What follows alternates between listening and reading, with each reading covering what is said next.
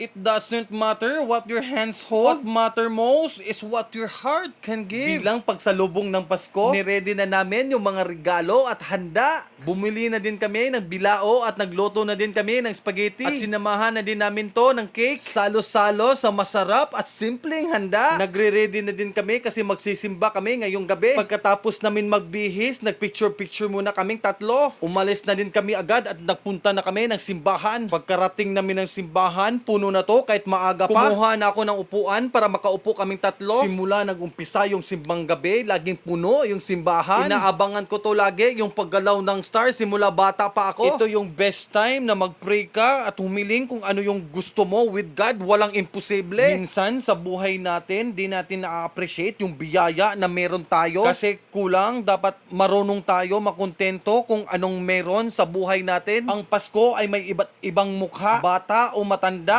Depende kung paano mo pinagdiriwang ang Pasko. Merry Christmas mga kado, mapapaadi ara. Wala!